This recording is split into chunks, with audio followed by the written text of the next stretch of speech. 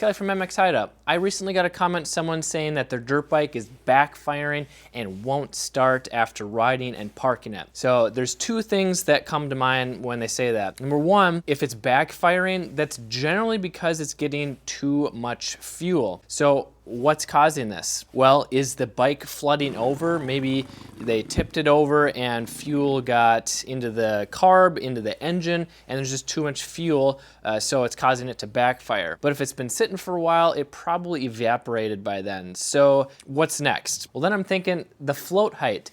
Maybe the float height is set too high. So the float controls how much fuel is in the float bowl. So if the float is too high, when it closes off that needle and seat, there's going to be too much fuel, causing all the jet circuits to run too rich. But even if that's too high and the bike isn't flooding out, it still should be able to start when the engine is cold, unless you got the choke on and you're kicking it over and it's sucking in so much fuel that it's just flooding it out after kicking it so many times. The next thing is the needle and seat.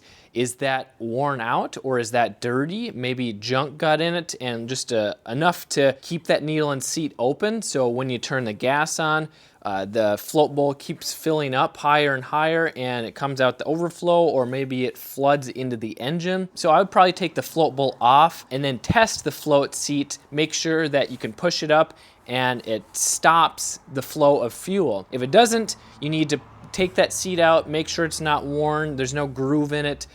Make sure it's clean, there's no dirt or junk on it. And if there is, that means there's dirty fuel getting into the carb, whether it's from the fuel line or from dirty bad gas from sitting, or just from breaking down from being so old, or perhaps the filter on the petcock is just so badly broken down, like a recent bike that I had. All the old junk was flowing into there. And if you've confirmed that it's not getting too much fuel, or maybe even not enough, maybe you need to spray some fuel or starting fluid into the cylinder. And if it's not, then you need to figure that out. After that, it could be a timing or electrical problem. Now, if you have a 4-stroke, sometimes the cam timing can jump off a tooth.